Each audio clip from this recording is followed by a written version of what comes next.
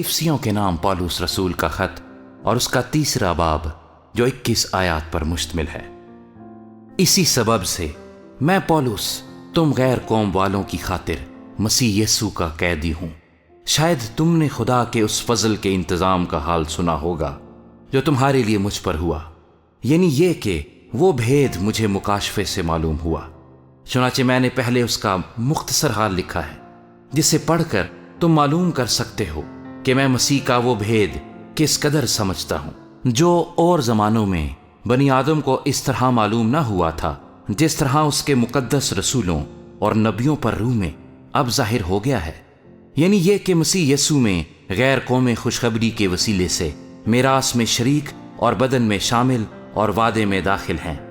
اور خدا کے اس فضل کی بخشش سے جو اس کی قدرت کی تاثیر سے مجھ پر ہوا، میں اس خوشخبری کا خادم بنا،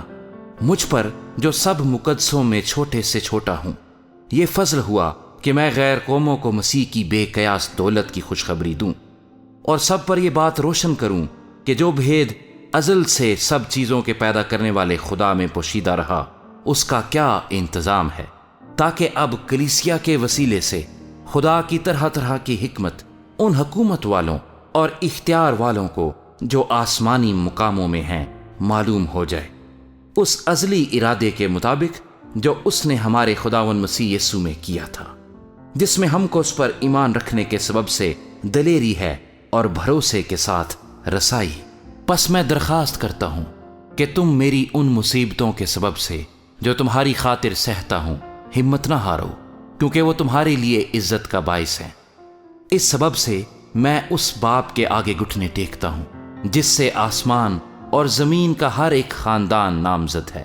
کہ وہ اپنے جلال کی دولت کے موافق تمہیں یہ عنایت کرے کہ تم اس کے روح سے اپنی باطنی انسانیت میں بہت ہی زوراور ہو جاؤ، اور ایمان کے وسیلے سے مسیح تمہارے دلوں میں سکونت کرے، تاکہ تم محبت میں جڑ پکڑ کے اور بنیاد قائم کر کے سب مقدسوں سمیت بخوبی معلوم کر سکو کہ اس کی چوڑائی اور لمبائی اور اونچائی اور گہرائی کتنی ہے، اور مسیح کی اس محبت کو جان سکو جو جاننے سے باہر ہے،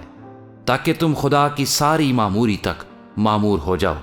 اب جو ایسا قادر ہے کہ اس قدرت کے موافق جو ہم میں تاثیر کرتی ہے ہماری درخواست اور خیال سے بہت زیادہ کام کر سکتا ہے، کلیسیا میں اور مسیح یسوع میں پشت در پشت اور عبدالآباد اس کی تمجید ہوتی رہے، آمین۔